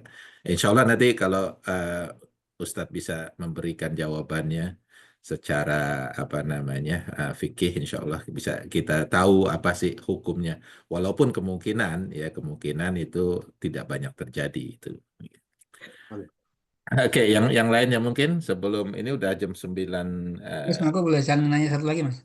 Silakan Mas Doni. Mohon maaf Pak Ali, kebetulan di grup WhatsApp lain tuh ada yang lagi ribut nih, urusan concubine sama slavery. Tentang ini Pak, tentang selir-selir hukumnya, selir-selir itu loh Pak. Nah, saya ingin pertanyakan itu tentang slavery loh Pak, tentang perbudakan. Itu sekarang tuh statusnya tuh apakah haram atau gimana Pak? Terus kalau misalnya haram tuh apa sejak Rasulullah SAW atau sejak kapan gitu loh Pak, intinya tuh. Dan juga tentang concubine tuh punya selir itu kan sudah agak jelas ya hukumnya kalau itu. Tapi tepatnya mulai kapan tuh, apakah pas waktunya Rasulullah itu atau gimana? Pas diperbolehkannya 4 itu Pak. Mengatakan aja Pak dulu. Makasih. Baik. Tadi konteks sosial budaya Arab itu diantaranya perbudakan, Mbak, yang saya sampaikan ya. Jadi masa jahiliyah itu memang ada masa perbudakan. Di dalam usul fikih itu, usul fikih bukan fikih, usul fikih. Jadi budak itu dihukumi 2 hal. Yang pertama dia kal insan dan yang kedua kal hayawan. Ya seperti bisa juga dihukumi seperti manusia biasa, al-hur, manusia merdeka kayak kita. Bisa juga budak itu dihukumi seperti hewan gitu. Ini dalam usul fikih ini. Kalau dia dihukumi seperti insan al-hur, manusia merdeka, maka ketika budak ini disakiti, maka orang yang menyakiti terkena hukum layaknya dia menyakiti manusia biasa. Tetapi kalau orang yang menyakiti ini menyamakan budak seperti hewan, maka dia cukup mengganti biaya yang dia rusak. Itu dalam konteks usul fikih, Pak. Itu budak. Namun dalam konteks sekarang ini budak udah tidak ada lagi. Jadi perbudakan itu udah dihapus ketika Rasul diutus gitu. Jadi istilah perbudakan itu sudah tidak ada lagi Pak dalam Islam. Meskipun mungkin di agama lain ada ya, saya tidak tahu. Yang jelas di Islam itu perbudakan sudah dihapus, Pak. Sudah tidak ada lagi. Sudah tidak ada lagi, tidak muncul lagi. Memang budak itu kalau ammah itu budak perempuan. Kalau abed itu budak laki-laki, ammatun itu budak perempuan. Era dulu, era Nabi.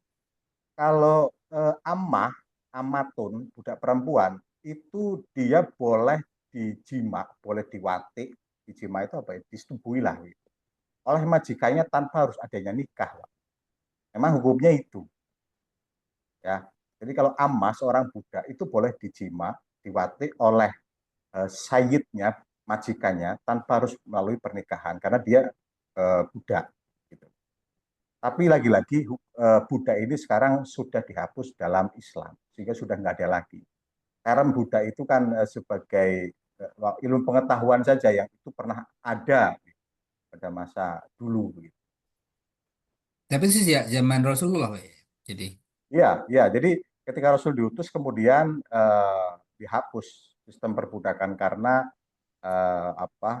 tidak memanusiakan manusia. Buddha itu disamakan seperti hewan. Dia bisa diperdagangkan, bisa diperjualbelikan. Assalamualaikum.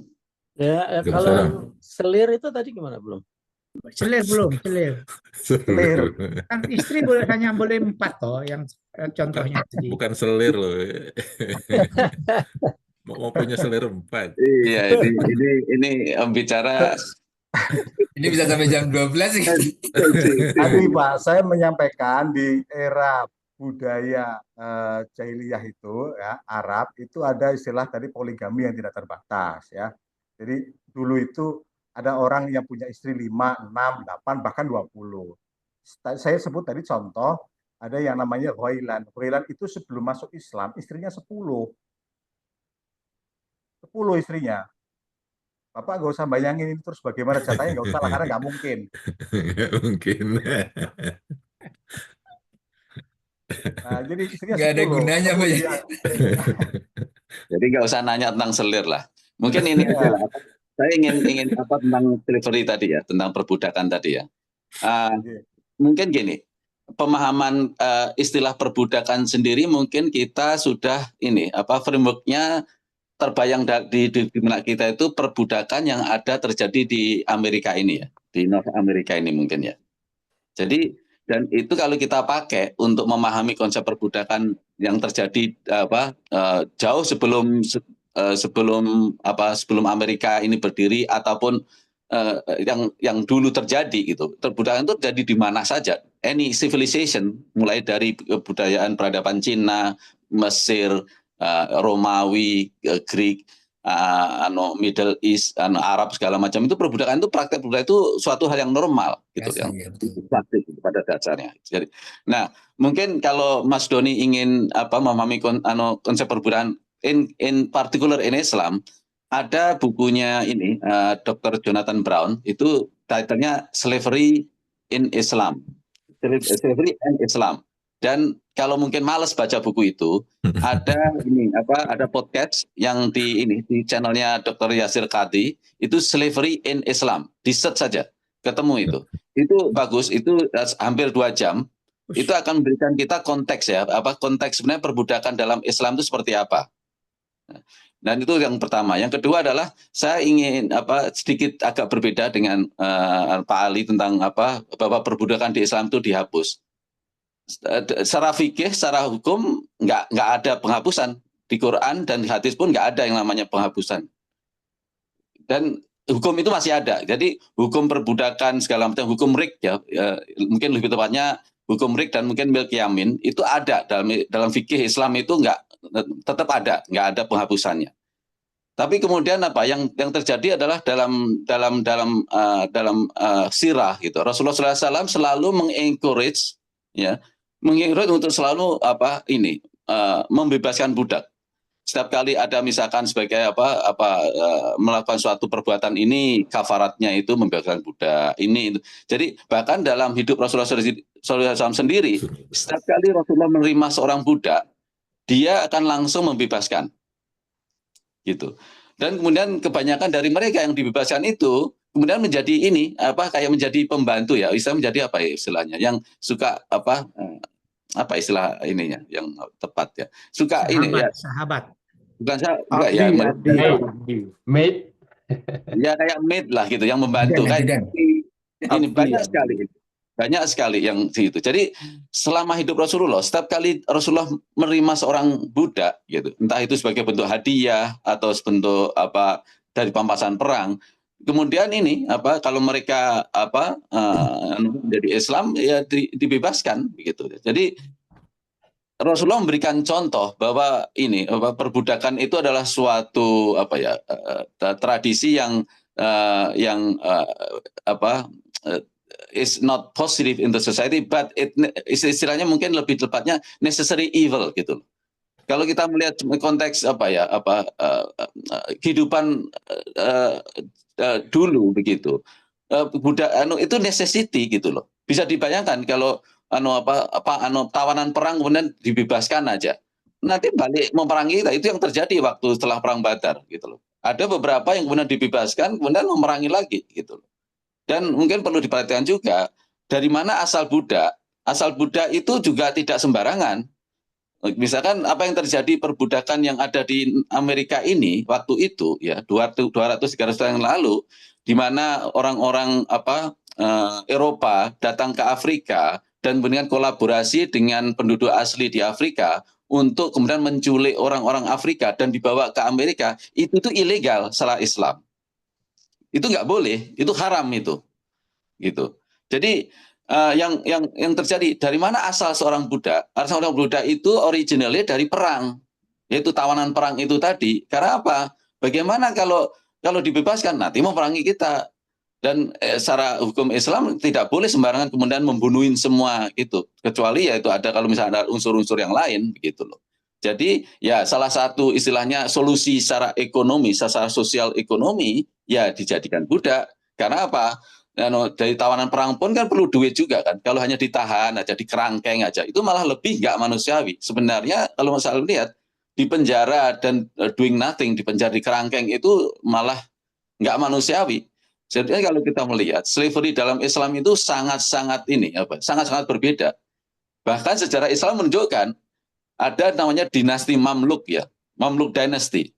Mamluk Dynasty itu orang-orangnya itu tadinya itu adalah keturunan seorang budak gitu loh. Jadi banyak budak-budak keturunan seorang budak itu yang menjadi menduduki posisi-posisi yang sangat penting di dalam Ottoman Empire, terus kemudian sampai terjadinya ada sampai berdirinya Mamluk Dynasty segala macam itu. Jadi berbeda. Jadi antara pemahaman slavery yang ada dalam historical Islamic history dan kemudian kita melihat bagaimana perbudakan yang ada di Amerika ini gitu. Itu jauh berbeda gitu loh. Jadi jangan salah, bahkan makanya ada banyak kan hadis yang menyatakan bahwa kasih makan budakmu apa yang kamu makan. Clothing your slave with your clothes. Basically nothing different gitu loh. Budak dalam konteks dalam Islam yang seharusnya ya, ideal Islam itu is part of our family gitu loh. Yes, budak bisa diperjualbelikan, tapi treatmentnya itu tidak kurang dari sebagai part of our family. Jadi tidak boleh kita kemudian bahkan ada suatu kejadian, ada seorang sahabat yang kemudian memukul seorang budaknya, kemudian dia lapor ke Rasulullah, akhirnya Rasulullah kamu harus bayar kafarah, akhirnya dia dibebaskan itu budaknya. Jadi beda jauh ya pemahaman konsep perbudakan itu yang ada yang dalam konteks Islam ya, secara teori itu jauh beda dengan apa yang terjadi dalam praktek-praktek baik mungkin ya ini ya di tanah-tanah yang ngakunya Islam ataupun yang ada di Amerika ini gitu. Wallahu a'lam bishawab. Ya kalau gitu memang mungkin perlu redefinisi ya, perbudakan itu apa, slavery itu apa ya. Kalau dalam konteks dulu itu zaman Rasulullah ya kita lihat jelas gitu ya. Kemudian kalau kan ada sekarang ini istilahnya perbudakan modern nih. Baik itu budak seks ya, budak yang secara fisik itu yang seperti yang di Amerika itu, budak yang uang, budak segala macam gitu kan. Jadi mungkin perlu redefinisi lagi itu gimana dan cara penanganannya pun harus masing-masing sendiri-sendiri. Jadi mungkin yang secara fikihnya atau secara itu hukum Islamnya bagaimana mungkin perlu redefinisi begitu barangkali. Ini belum ngomongin selir lagi nih. Iya. Oke. Habis nanti ini. Yang selir itu tadi sama seperti sebenarnya turunannya adalah sebenarnya misalkan budak-budak perempuan itu tadi yang seperti Ustaz tadi bisa dijadikan concubine, yaitu tadi milk yamin Pak Gustim. Jadi jatuhnya yang selir tadi itu milk yamin, right hand possession. Jadi nanti hukumnya beda lagi itu. Jadi misalkan gini, kalau seorang laki-laki punya budak perempuan, dia kemudian anak budak perempuan itu mungkin melahirkan, ya, itu budak perempuan tadi tidak boleh dijual. Tidak boleh dijual. Dan kemudian kalau masternya yaitu yang laki-laki tadi meninggal, secara otomatis budak perempuan tadi free. Dan hukum anak itu yang tadi hukumnya sama dengan anak-anak yang masternya tadi. Jadi makanya nggak aneh di dalam tradisi Islam itu, makanya anak-anak itu akan menjadi posisi-posisi yang tinggi. Makanya Ottoman Empire kan gitu, selir-selir itu kan dari budak-budak kebanyakan. Tapi anak-anak itu hukumnya sama, haknya sama dengan anak-anak yang lain, baik anak-anak permaisuri maupun anak-anak yang lain. Makanya kenapa nggak aneh mereka menduduki posisi-posisi penting gitu loh. Jadi nggak beda gitu loh. Saya lagi yang selir tadi, kalau Pak Kusim masih terobsesi dengan selir, ya harus cari selir. Jadi kalau gitu untuk masih cari budak open ya dulu, sekarang ya. itu harus menang perang untuk mendapatkan kaptif, ya prisoner of war, gitu. Sekarang the only source of budak itu adalah perang, gitu ya. Nah, itu yang indahnya kalau menurut saya inilah kenapa Islam tidak melarang, tidak menghapuskan, nggak mengharamkan gitu ya. Kita nggak tahu ya. Mungkin setelah Perang Dunia Ketiga, mungkin secara kebudayaan kita akan back to the Stone Age, mungkin saja. Di mana nanti nggak ada yang namanya negara yang kita tahu sekarang seperti Amerika segala macam itu. Lantas gimana? How society functioning? Bisa jadi mungkin ya kita akan rely on ini ya classical terminologi seperti apa yang terjadi di zaman Nabi, wallahu alam gitu. Jadi indahnya hukum Islam itu enggak dihapus, tapi untuk sekarang ini di mana society itu menghapus secara hukum legal formal negara bahwa perbudakan dilarang, ya oke, Islam can function without it. But if it is needed, Islam has the solution. Itu maksudnya. Jadi konsep perbudakan itu. Jadi kalau kemudian waktu itu ISIS itu kemudian berusaha merevive perbudakan itu, enggak betul gitu. Benar, enggak betul. Itu enggak boleh karena kita secara global, secara internasional kita sudah sepakat perbudakan itu dilarang. Islam keep functioning without it. But if it is needed, Islam has solution. Wallahu alam. Wallahu a'lam. Kayaknya udah kita harus harus stop deh. Seru nih Pak. Selir minggu depan selir. Agus sudah mau setengah aja. Belum selesai udah mau setengah aja Pak Agus. Wah. Jadi udah 9.30 ya, hampir 9.30 ya. Insya Allah bisa kita lanjutkan diskusinya ya minggu depan. Jadi kalau mungkin Ustadz Ali bisa mengisi kembali atau ada rekan-rekan yang akan membawa pembahasan masalah selir ataupun perbudakan, kita silakan. Mungkin apa yang Mas Nur bilang itu memang sangat bagus ya. Artinya kalau bisa kita melihat video dari Yasir Qadhi ya, Syekh Yahya Qadhi, mungkin itu bisa kita mempunyai pemahaman yang sama ya mengenai perbudakan dalam Islam itu sendiri, insya Allah. Jadi saya rasa saya stop di sini aja ya. Jadi insya Allah kita lanjutkan di minggu depan. Terima kasih kepada jazakallah khair pada Ustadz. Mohon Ustadz kalau bisa mungkin ada sepatah kata ya untuk penutup, dan juga nanti kami mohon untuk ada doa penutup untuk mungkin pengajian. share itu tadi materinya bisa di share. Iya Pak, bisa Pak. Ya. Baik, Insya Allah. terima kasih Pak. Baik, para Bapak yang saya hormati, terima kasih Pak Nur yang sudah banyak memberikan kritikan. Saya kira luar biasa. Gara-gara masalah budak ini jadi panjang ini tadi. Dan selir. Tadi saya ngomong budak dihapus itu karena saya pernah baca itu Pak di Tarikhut Tasri al-Islami. Wa dzalika kulluhu fadlan an tarhib al-katsri min sahibi syariah sallallahu alaihi wasallam fi tahrir riqab wal wasaya al mutakarrirah bi rahmah mangkana fi aidhi minha. Jadi ini komitmen penghapusan perbudakan yang merupakan keutamaan dari banyak motivasi Rasulullah dalam pembebasan budak. Ya udahlah, saya kira semua punya perspektif masing-masing ya. Terima kasih pada Pak Nur tadi yang sudah kasih banyak wawasan kaitan dengan budak maupun selir. Dan para Bapak, saya mengucapkan terima kasih banyak sudah diberi kesempatan, dan mohon maaf yang sebesar-besarnya apabila apa yang saya sampaikan ada benarnya, itu semata-mata datang dari Allah Subhanahu wa taala, dan apabila ada salahnya itu murni kekurangan yang ada dalam pribadi saya. Mari kita akhiri pertemuan pada kesempatan yang baik ini dengan bacaan doa.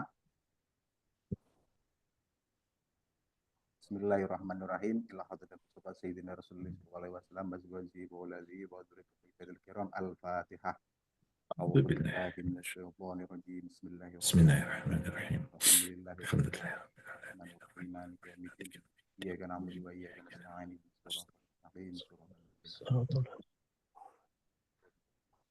Bismillahirrahmanirrahim. Allahumma shalli wa sallim ala sayyidina Maulana Muhammad.